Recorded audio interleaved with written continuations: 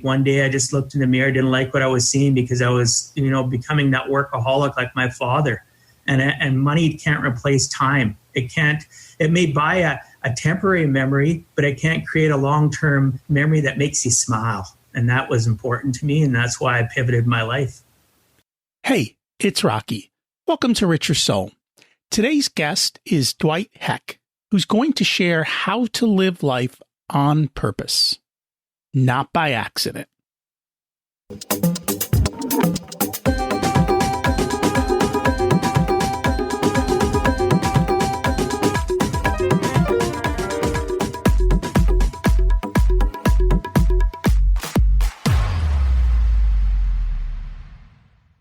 Imagine it's 12 months from now, and you've achieved your major life goals. How does it feel to be in the best shape of your life? To wake up energized, excited about the day? To have great relationships and friends who support you and propel you forward? How does it feel to have an excess of money, to be able to make the choices you want? To be fearless and open to trying new adventures? Imagine being connected to the universe and it providing everything you desire. It's possible over time, and your past does not dictate your future. The only thing holding you back from this vision is you. It's time to take control of our thoughts and use them to our advantage. Welcome to Richer Soul, where we achieve our dreams and bring balance to health, wealth, relationships, time, and spirituality. If you have not had a chance to listen to episodes 1 through 9, I encourage you to go back and listen to the framework behind Richer Soul and how to create the life of your dreams. You can also find all the show notes for this episode at richersoul.com. While you're there, you can sign up for a monthly email where I share the best articles I read this month, let you know about upcoming episodes, and share a little wisdom. You can also listen to coaching calls under the Coaching Calls tab.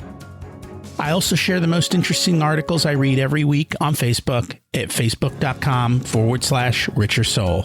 And there's also a Facebook group where you can ask questions and interact with other listeners. Today's quote is from Benjamin Franklin. There are 3 things extremely hard: steal, a diamond, and to know oneself. How much time have you spent examining who you are? That's what we're talking about today. Knowing yourself and being intentional instead of living by accident. The odds of winning the lottery are really low, so don't live your life with the same odds as winning the lottery. Last week's action step was, what do you want for your life? And here we are continuing that conversation on the same topic. You all know I have a written life plan. And I have my clients write theirs too, so they live intentionally. They've thought through what they want, and then they go out and they live it.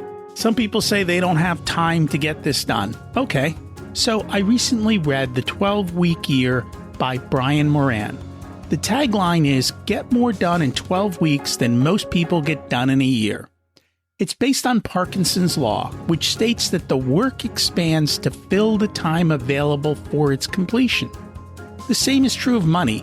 That's why we have lifestyle inflation, and we use up all the time and money we have.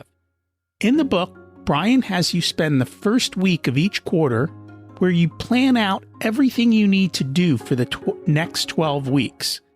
The easiest way I found is to work backwards from the goal and plan out what do you need to do to achieve it. Then you put all the tasks into your calendar, block out the times, and execute. This works for health goals, business goals, family goals. You plan out your time and then you execute. Check out the book to learn more about it. I was recently part of an all-day event called PodMax, which is a podcasters meetup. Because of COVID, it was virtual. I was able to learn more about social capital from Jordan Harbinger and hang out with one of the sharks from Shark Tank, Matt Higgins, and also with the editor-in-chief of Entrepreneur Magazine, Jason Pfeiffer. As part of the event, I interviewed 3 people for this podcast. I didn't have much time to prep and learn much about them before the interviews, and they are a little shorter than normal. I'm going to release an extra episode this week just because of that. Our first guest is Dwight Heck, driving force behind Give a Heck Financial. He has been in the financial industry for 17 years. Why does he do what he does? His mission is to teach others to live life on purpose, not by accident, to empower people to live better today, retire in comfort, and die with dignity. 17 years ago, he would go to sleep and wake up in quiet desperation, not sure how he was going to help his family. This would hang heavy on his mind and heart, and he prayed for a solution to get him out of the emotional state he was in. He had a friend reach out to him and offer to assist in changing his current entrepreneurial life, which was computer consulting, and take charge of his own financial life, and then be able to go on and educate and empower others to do the same thing as their financial coach. Let's meet our guest. Welcome to Rich Your Soul, Dwight Heck. It's great to have you join us today. Thank you so much. I appreciate your time and inviting me on. And I'm excited to learn from you today. Let's start at the beginning. What was it like when you were growing up, and how much did your family and school teach you about money? School taught me absolutely nothing. The biggest lessons I learned about finance would have been probably from my father. And I'll give you just a minute story about how that happened. I was approximately 15 or 16 years old. My dad was a business owner, owned a farm implement dealership. Very successful. He was one of the largest in Canada for over a decade. He called me into his office and said, you know what? I want to teach you something about money. Closed the door.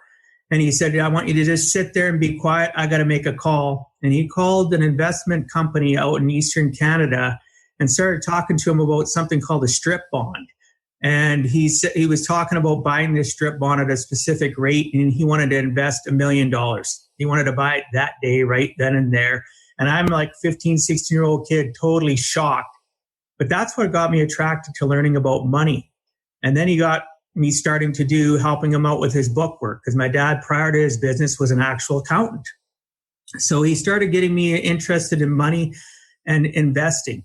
And that's where my passion started. I didn't really dive into it till I got older, obviously. But yeah, that's where it all started. My dad and his passion, but he was very secretive. So I felt pretty blessed to be invited into that situation. I felt like I don't know how to word it, but I felt pretty blessed that he would, because I have 2 older sisters. He never shared nothing with them, right? And that's a shame. How old were you when he did that? About 15, 16. Okay.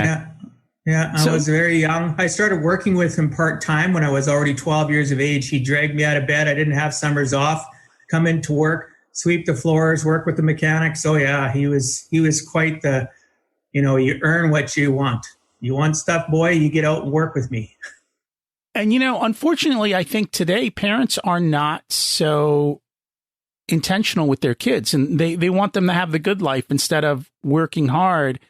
And in doing so, I think they rob them of ambition and the right attitudes of how to create success in their lives. I completely agree. Completely. It's been somewhat challenging because the world around us programs our children through school, through associations. And then even with my 5 kids, it's been somewhat challenging because they'll say, well, little Johnny, little Sally got this. Why don't we have it, Dad? Well, Dad, they got it, didn't have to work for it. Why are you making us work out in the yard? Or why are you making us clean the house? And you know what I mean? I do. That's the conversation that my daughter's really good with it, and she understands. My son's comment is, well, everyone else who's in your financial position does everything for their kids. And I'm like, yeah, I know. And that's why their kids are the way they are. And you're different, because I'm teaching you and I'm forcing you to learn how to be more financially savvy, how to make better decisions. And it's also why he just graduated high school. He's about to start college, depending on how well, he'll go to college no matter what, but he graduated with 49 credits. So I'm like, you're way ahead of everyone else because you're not behaving like everyone else. You're being intentional. You're putting the work and the effort in. So what was your experience in trying to teach your kids about money? Well, I'll give you an example. Teaching them about money and the value of putting effort in. we'd go on holidays every few years. I'd plan a vacation and I'd take the kids as a single parent. And I'd tell them, okay, we got 6 months out before this vacation. This is what chores are around the house. If you do these chores, I'll put aside money for you. And then when we leave on vacation, you'll each have your own little pot of money. And I tell them that this is your pot of money. This is your pot of money. And you can ask me how much is in there, but you should also keep track of it and take ownership of what money you have. And we'd go on holidays and some kids would have $100. Another kid might have $10, right? Because they'd whine and complain that they didn't want to clean the bathroom or they didn't want to do this or that, where the other kid would be like, I'll take it, I'll do it. And they'd have more money. So, that was one of the experiences I had with my kids in regards to trying to teach them the value of hard effort and savings towards something, whereas other kids just didn't get it. They'd rather watch TV than do their errand or chore. So how did the conversations go when you were on holiday and the one kid's loaded with money and the other kid's got nothing and they see the other one able to enjoy what they can't? Well, I was very visual with it. So I'd have a money belt, and inside of that money belt, I had envelopes and their names on them. And somebody would say to me, hey, I want this and this and that. And I'd go, okay, well, it's this amount. Let's see. Oh, you can't afford it. And the other kid would go, well, I can afford it. I want to buy it. Give me my money, Dad. And I wouldn't say, no, you can't buy it unless it was completely dumb. 90% of the time, I wanted them to have control. They had the effort. They put the effort in. They earned that money. And that was a valuable lesson when their siblings taught the other sibling, look, I can buy it. You can't, because I put the effort in and I worked hard. And I'd say that, well, it's unfortunate you didn't put the effort in. You got $10. This item is $15. Well, will you give me the extra money? Nope, sorry, I'm not going to do that. You didn't work for it. And it was a tough lesson because there was many holidays that other kids would bring back lots of stuff and some kids wouldn't bring back anything, right? So that's how I give them that lesson. And I'd have that little envelope with their name on it and go, oh, well, look, there's nothing in there. And I did something very similar with my kids. My kids, though, were smart enough over time to let the money build up. And so they always did have the money to make the decisions. And then we'd have conversations of, is it worth it? Is it not worth it? Why are you just buying this in the moment? Or are you actually doing this intentionally? And one of the things my kids learned is they always wanted souvenirs. But as usual, souvenirs are a fortune, except for one. When you get the crushed pennies, so they would always get that because you could get a souvenir for 51 cents, right? Yeah. And so they would get a souvenir and they would collect them. And they had fun collecting them, but they also did it in a way that was inexpensive. And then they'd have memories for wherever they went instead of spending $7 on something that was ridiculous. So they learned how to build value through doing that. I have a daughter that has pennies like you're talking about from all over the place. And she was like exactly like you talked about. And yeah, it's all we can do is try our best and hope. I find with my oldest child, who's now going to be 34 this year, she comes back to me and says, Dad, the lessons you taught me, they're starting to kick in. So it's in her 30s now, right? So it is what it is, right? She says, Dad, I remember this and that. And now my youngest is 21, just turned 21. He says to me, Dad, things resonate that you've taught me, but he hung out with me more, right? So I think it also had to do with how much our children associate with us to how much that we tell them sinks in. It's true. And it's also how much they associate with other people, because you are the average of the 5 people you associate with. And so if you're spending the majority of your time with people who just blow money all the time and don't think twice about it, and not spending much time with the person who does do it properly, then you tend to be influenced by that. And so that makes a lot of sense. I agree. So shifting gears a little bit, one of the things that you talk about, and it's your tagline, it's one that I absolutely love: live life on purpose, not by accident.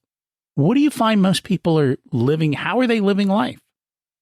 Basically living life from paycheck to paycheck. And in my clientele and even family and friends, they live basically it's really sad. And here's what I'll say. People will make X amount of money. Let's say they're making $1,000 a month. I know that's low, but we'll just use it as a number.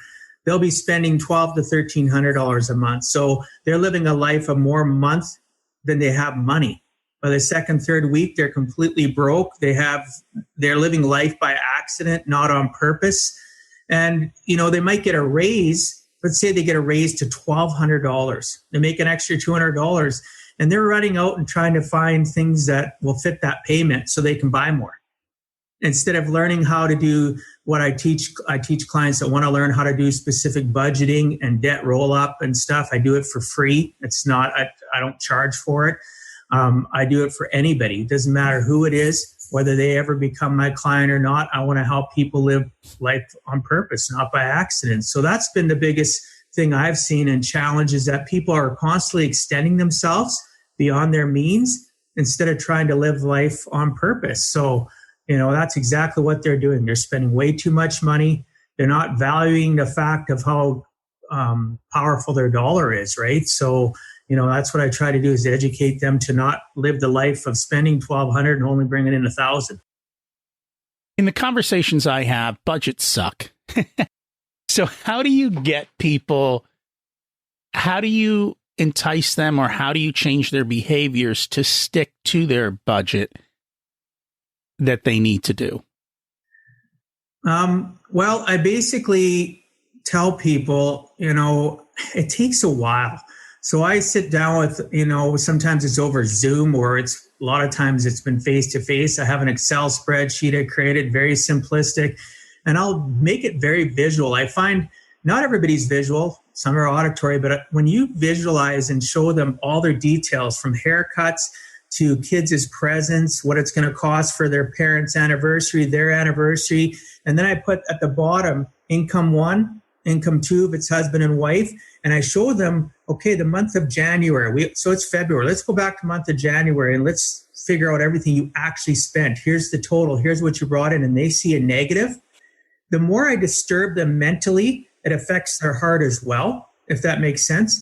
And I get very specific. And I think the month that shocks them the most, Rocky, is December. Because I'll tell them, how much do you average spend on each kid? Oh, we spend whatever.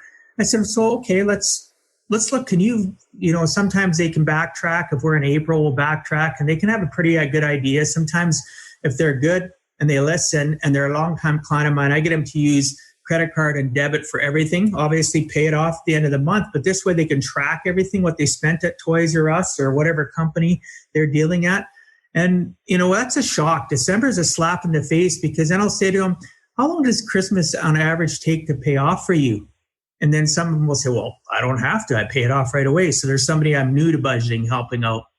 They'll say, well, March, April. And I go, well, wouldn't you like to live life on purpose? Maybe if we start now and you start learning how to budget the fact of an oil change in your vehicle, haircuts for your kids, for yourself, presents, and you put a limit. So that present, even whether it's Christmas or if it's at their birthday, you say you're not going to spend more than $80 to $100 and you don't go past that. And you learn to live life on purpose. Now all of a sudden at the end of the month, instead of seeing a negative, now you have a positive. So now what do you do with that positive? We would put entries on your budget for something that you've told me you've never had, a vacation, or you haven't had an emergency fund, or you wanted to save for Susie and Johnny's education. So now we can take that extra money, we can put it into those slots. Oh, wait a minute, you have debt. How about I teach you debt consolidation? We'll get together another appointment because I don't want to put too much on their brain plate because I find it overflows, right? So then I teach them how they can use that extra money to roll up debt, how they can get out of debt and not have to use companies that screw up their credit, that charge them fees to do it, right? And sometimes I can catch them soon enough to help doing that. So that little bit of focus of that extra money can go into vacation. It can go into doing emergency, it can help roll up debt. So once I make it more personal to them, they seem to stick to it better. And I still have clients after 17 years that'll reach out to me and they'll say, hey, do you have the last copy of our budget? Can you pop it up? Can we go discuss it? I'm on the phone with them. We want to do this. Where do you think it can fit in? And I'll go, okay, give me some time, let's figure this out. Or I'll say, let me get back to you, and I'll analyze their budget and I'll get back to them. And there is people that drop off. It doesn't matter how much I make it heartfelt into their brain. They just drop off. But I try my best based on what I was just telling you. So when you say live life on purpose, is it beyond just the money? Yes. I want them to be intentional about their thought processes, about how they, when they think about their daily life, right? I'll talk to them about goal setting, because I do extensive goal setting. So in the first appointment with clients, my first appointment isn't about budgeting. It isn't about anything. It's about teaching them about goal setting. And I have sheets that I go through with them, and I want them to think about today, tomorrow, and the future. And I tell them to be intentional about it. What is your goal with your life? Have you ever thought about it? And a lot of them will say, well, no. And they have the mentality of go to work, go home, get paid. And they go to bed at night. And this is something that really bothered me and used to bother me, and why I got into finance, living a life in quiet desperation. They're going to bed at night. They're not sure what's going to happen the next day because nobody's ever challenged them to learn how to focus. And it's not always about money. Sometimes it's just about, how do I deal with the emotional challenges I'm going through with my significant other? How do I deal with my kids' challenges? And nobody's willing to just listen and give them life advice. And I tell them, you know what, I may not be perfect. Maybe I can help you out. And if I can't help you out, let me listen to what you're going through. Maybe I can direct you toward people that can help you. So I become a vessel to direct them, right? To focus them on other things. If that answers your question, hopefully. It does. It totally answers my question, because what I find is most people do not live life on purpose. They're in the drift. They don't know where they're going, and they do need to be focused. And having a coach is really helpful because it creates the time and the space to have the conversations. And if you don't, it's hard to have the conversations alone with yourself. Some people can, I find most can't.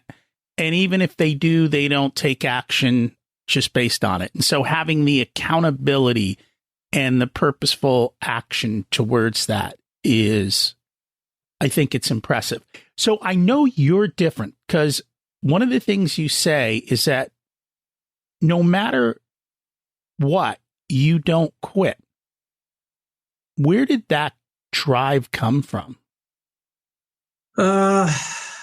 My tenacity, I guess, which is another word for not quitting. I think it came from my father, and I used to resent him, to be honest with you, when I was younger, because my dad, I'd get up in the morning, he was already gone to work. I'd go to bed at night as a young kid, he was still at work. You know what? It was because he had a belief system in his clients and his business and his employees that he had to always keep it at a high level, that he never quit. And I'd hear conversations where things were going a certain way at work, and he was tenacious and keep on doing that, and he wouldn't quit. So I fast forward to when I think it was about my third business. I owned a computer consulting company and a retail company for computers for about a decade. I literally would work, Rocky, sometimes 18, 20 hours, because I'd have a technical issue with a computer, because I built specialized computers for the engineering industry as well. I was a certified builder I was the first one actually in our province. And I bailed these computers, and sometimes I'd run into glitches because it was so new what I was doing that I would not sleep. And at that time I was still married, and my wife would come with the little kids in the morning with a fresh dress shirt and something to eat. Because I'd lay down on the little couch I had in the back room, in the tech room. I'd lay down for an hour, and she'd bring me food and clothes. So I just became tenacious. And I think it all started because I knew my dad had a passion for helping and serving others. And he became a natural born leader where people would come for advice and, just anything. And I think that's where it all started, was my dad. My passion and my emotion and connection came from my mom, but my business sense and tenacity came from my dad. So, when I look at that, I see somebody who's not in harmony with time and his family. In the sense he wasn't at all. And did he ever have regrets about that, or is he okay with that decision? Honestly, he's never really told me he has regrets. I think how he tries to show that he has regrets is the amount of time that he spends with all his grandkids from his 3 children. Like I have 2 older sisters. So he spends a lot of time. He comes to all the kids when they were growing up, to their dance, to their different events. And he'd want to spend time. He'd come to all birthday parties. I live about an hour away from me. We're in the community where I grew up. And he tries to do it in other ways. He's not necessarily vocal. He's more in the sense of giving. Like he helps him out with stuff where my daughter just graduated from university and became a registered nurse. He'd slip her, let's say $100 when he'd see her or whatever. You know what I mean? So what he couldn't do for his kids, like they say, when you couldn't really live for your kids when you were so wrapped up and you weren't in harmony with your family. Now you live through your grandkids. He was one of those people, if that makes sense. It makes total sense. And I always try to teach people to have that kind of harmony in life. Because I know I read Sam Walton's book, and in the end of the book is Sam Walton's deathbed. And Sam was so involved in Walmart that he never spent time with his kids, and he barely spent time with his grandkids. And his last thoughts were, did I do this wrong? I read that book. Amazing book. I read that book in 1993 or 94. And how I will address that comment of your book is with me, when I became my first business, that computer business, I started realizing I was becoming my dad. And when I got divorced and I had joint custody initially of my kids before I got full-time custody of them, I realized that I was becoming my father. And I'm not saying I don't want to be negative of my father. He did his best. But, I wanted to be present for where my dad wasn't at my hockey games or ball games or different things because he was working, or he wasn't around in the summer for summer vacation because that was his busiest time in a farm implement business. I found that I wanted to be present for my kids, and I started not liking what I was seeing in the mirror.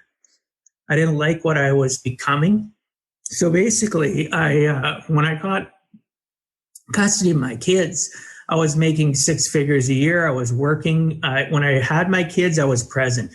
But on the days I didn't have my kids, I wasn't really available for extra stuff with them because I was becoming I was a workaholic. I wasn't even becoming one. And when all of a sudden in about 2007, I realized what was becoming of my life, I dialed it back and I started living what I always believed I would live: faith, family, work. And that's what I have lived ever since, that my faith and my family have to come before my work, because otherwise, why am I working, right? And I started being connected. I started working less. All of a sudden, now my income was cut in half because I was Mr. Mom, Mr. Dad. And my kids still call me the dad mom, right? They still do today. Even at Mother's Day, I get a card from some of them. I'm serious. And it was because I'd rather take them to their dance, gymnastics, soccer, go to whatever event for them, take them to parties on weekends, to like birthday parties, than work. Obviously, financially, it was tough. So that budgeting thing I talked about is very important. But yeah, that's, to me, I seen myself slipping into that bottomless quagmire of, that pit. And I needed to realize it. So it was self-awareness. It wasn't anybody that really shook me awake. It was me that shook myself awake. One day I just looked in the mirror, didn't like what I was seeing because I was, becoming that workaholic like my father. And money can't replace time. It may buy a temporary memory, but it can't create a long-term memory that makes you smile. And that was important to me. And that's why I pivoted my life. Congratulations on making that choice and making the pivot. I mean, too often people live lives of regret. And it seems like you're not going to live a life of regret because you faced it up and you made those choices. And I have the same thing because I look at myself and I say, well, what regrets am I going to have? And I look at my life and I go, I have no regrets because I was intentional in doing the things that I chose to do and wanted to do. And so that was a big part of it.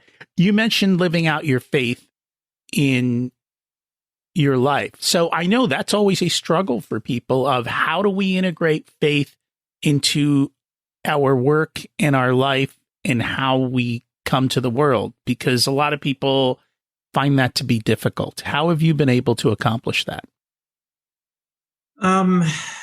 Well, so now this is about my mom. My mom is the reason I'm driven with my faith. My Christian faith has been so important for me. When I was married and struggling through my marriage, I kind of resented God. And, why am I going through this? I'm a good person. Why didn't I get put up together with somebody that was similar to me? And, every time you think about it, the three fingers pointed back at me. It wasn't God's fault. God didn't create this for me. I made the conscious choice. And when I had to think back on it, I could think he was screaming at me. Just, I was just before I got married, walking down the aisle. I can think back now, God was screaming at me, run. About to say my vows, run. Right? So I literally I felt that God had abandoned me because I was going through so much heartache. When I left my now ex, I started reading a book that my mom gave me, and it was just a little thing about different things and prayers to read about God. And it reconnected me. It was like I had that aha moment, that burden lifted off my shoulders. And I started every single day, and I've done it pretty much now for the last, because I've been separated divorced for 22 years. I wake up every day having gratitude, and I thank God for being alive. And I literally say, you know what? I welcome you into my day. And I find the days that I forget to do it, because I'm human, I'm flawed, just like a lot of people. The days I forget to welcome God into my day and have gratitude for being alive, those days I'm kind of in a funk. And sometimes it's 4 or 5 in the afternoon or 10 o'clock at night, and it's going, oh, God, I forgot to welcome you into my day. I'm so sorry.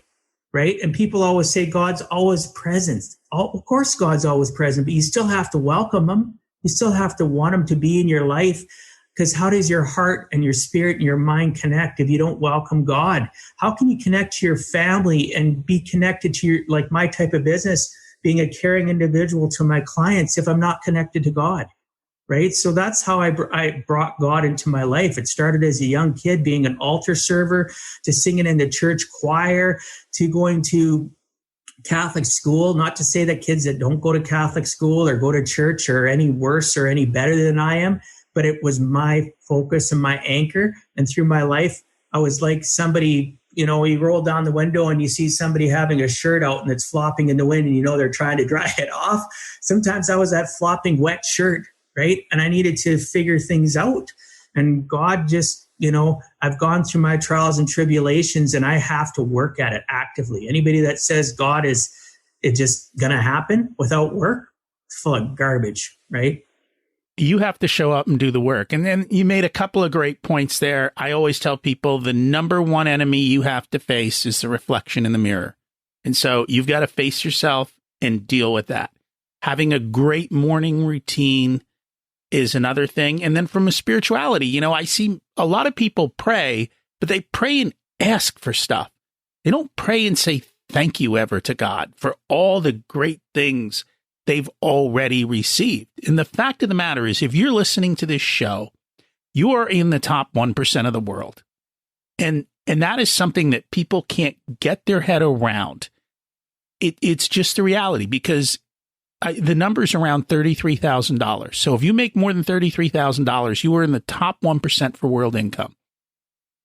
And so are you living a 1% life? Are you thankful for what you have? And even if you look at what life was like 100 years ago and how difficult and hard it is, today we have an easy life, and we have to make up stuff to complain about, right? And people are negative. Yeah. People are so negative. Well, and I think that's human nature. And so part of that is being intentional, being thankful. Gratitude is a big part of that. It's all about mindset and how you look at things. And I think one of the problems we have, and it's something that I've seen you say, is we have to take advice from the right person, because most people don't do what they tell you to do. I'd love for you to expound on that a little more. Expand on getting advice or having proper Getting advice coaching and from the mentorship? right person. Oh, well, I know myself, I've reached out to many people to get advice.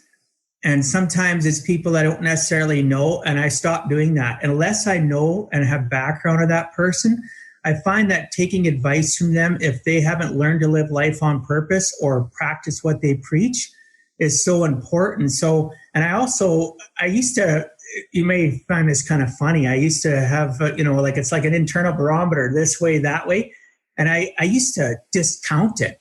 I used to discount how my body was reacting to things. And when I was talking to somebody, and they're telling me stuff, even if I researched them, sometimes people can give a facade. They're full of garbage, right? They're not being genuine, and they present even out to the world that they're genuine. But I had to start listening to that barometer. I had to feel that, and realize that their advice meant nothing. So if I'd already engaged with them, obviously you got to be respectful. I know with me, God doesn't want you to treat people any worse than you'd want to be treated. So treat them with respect.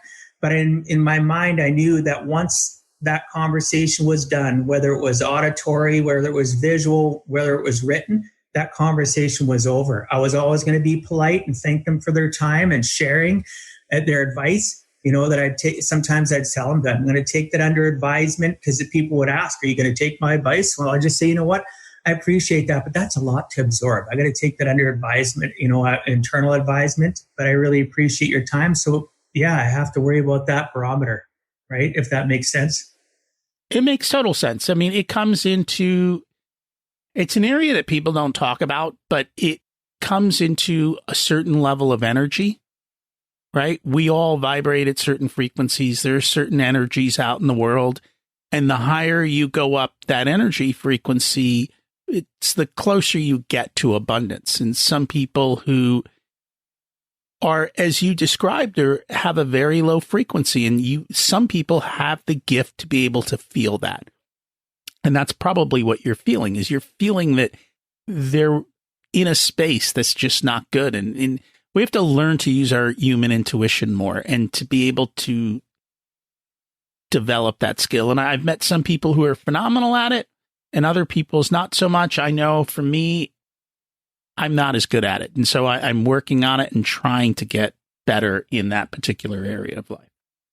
Well, I will say though, and totally transparent, I have to work at it. Because like I said, at one time, I didn't know what was going on. Why did I feel this way? And, I like the way you put it. Many other people, some mentors I have, talk about the frequency and that. And that's something I really have to dive into learning more about, quantum frequencies. I've heard that term. But yeah, you're right. It's definitely not something that even common sense. So let's be real. Common sense is not inherent. You're not born with it. You have to work at it. You have to have guidance, mentorship, right? So the list goes on, but I like the way you put that. It is frequency. I guess I'm going to have to think about that more. So not a really barometer. My frequency is resonating and trying to attract people that are at the same level of my frequency where I've gotten to, not by accident, on purpose, by putting effort in. It is. It's time and effort. And the time and effort is not in speeding up, but in slowing down and taking the time, creating the space to go within yourself and to just challenge everything. Too often, we're running our program based on what our 7, 8, 9, 12, 13-year-old mind made decisions about, and they don't serve us anymore. And if you don't go back and challenge your belief system and reprogram yourself, then you're going to be stuck essentially running kids' software, and then you wonder why you struggle in life. I love that. I love that. Because, you bring up that, and why I say that is, I have never shared this with anybody on an open platform like this. Back when I was getting separated, I went into a men's group, was actually developed out of the US, called Life Skills. And it was, I can't remember the guy that developed it. I went into this men's group, and it talked about the fact of analyzing. It went for about 12 weeks, once a week for a few hours. And I subscribed to it. Nobody told me I had to take it. And it actually made us go back and find out where our emotional stunt happened, where our emotional growth, where we were stuck, just where you were saying. And it was around 12, 13. And I had to acknowledge that. And they made us write letters to the things or people that caused that. And then we had to read it out loud in the group. And it was such a healing process for me, Rocky, that it actually helped me. And I think about that all the time when I find myself living that way that was not purposeful to me being successful. And again, not always financial, but at all aspects of my life. And I know exactly where it was targeted and who helped me get there. And that's true. You have to be intentional in all areas of life. Money is just one of the keys.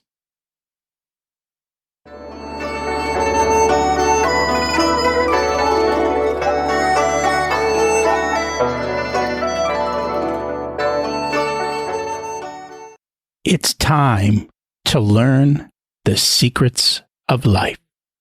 What's your secret to living an abundant life? My secret to living an abundant life, I've mentioned it, is faith, family, work. In order for me to have abundance, I don't believe that you can ever have a complete balance in life, but those three are my guiding force. And I find in order to have abundance and be happy, I have to have faith, family, and work, and I have to always practice gratitude. I do stuff as basically, it may laugh, but I even have gratitude for having a bed to lie in or the ability to brush my teeth. And we take that for granted, don't we? It's the little things. I have gratitude for hot water in the morning, right? Because without hot water, life sucks in the shower. and I get the whole balance thing. And that's why we use the word harmony, because they have to come together. Yes. What did you learn later in life that you wish you would have learned sooner? What did I learn later in life that I wish I would have learned sooner? That's a great question. I don't think I've ever had anybody ask me that. I basically wish I would have learned to have that harmony that you just mentioned and not be so focused initially on work, that everything was about the dollar, that I needed to make more and more money, and forgetting the faith and family and getting stuck in that rut. I wish I would have learned that younger so that I would have, going into having children, would have had the more harmony instead of using the word balance than I did. So yes, I wish I would have learned that in my teens into my 20s before I started having children. I know it now. I just wish I would have learned it 30 years ago. And I think there's a lot more programs coming out now to teach people how to do that as a kid and to think about that and to be more focused at the younger age. Instead of teaching you what they teach in school, we need to start spending more time teaching them how to be human, which is what we talked about today. If you were to give an 18-year-old one specific piece of wisdom, what would it be? That's a great question. What would I give to advice to an 18-year-old? Start investing in your mental mindset. Start investing in you more so than investing in every other person around you, because we're so focused on what the committee of they, which is our associations, are thinking about us or what their opinion is of us and what we do, that I would want an 18-year-old to understand that, work on you. It's important what you think about you and what you see in the mirror, not so much about the associations and the people around you. That's the advice I'd love to give to them, whether or not I would resonate with them.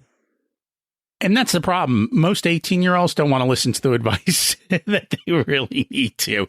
And that's the struggle. And I'm lucky with my daughter. I struggle with my son. But you know what? You let go and you understand when they are ready, the answers will come. And that's fine. If people would like to learn more about you, connect and find you, what's the best way for them to do that? I am on all major platforms. You can find me, Dwight Heck, on LinkedIn. You can find me on Instagram at Hexter67 is my handle, but you can search my name as well. You can find me on Facebook, Dwight Heck. You can find me on Twitter. It's Hexter67 as well, but again, you can search Dwight Heck. I also have a YouTube channel. It's called What the Heck. I'm going to actually rebrand that to my new trade name, which is Give a Heck.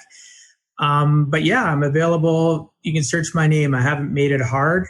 You can also check out my website. It's www.giveaheck.com. It's basically my financial side, but it'll tell you something about how I run my practice. It talks about what exactly I do to help families and how I want to help them with what I talked about, live life on purpose.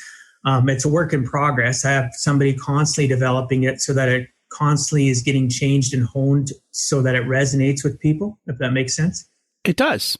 And I will put all of that in the show notes and make it easy for people to find you. Thank you so much for joining us today. Yes, God bless you, and I appreciate your time. Are you living life on purpose? Are you in harmony? I implore you to take the steps towards your dream life.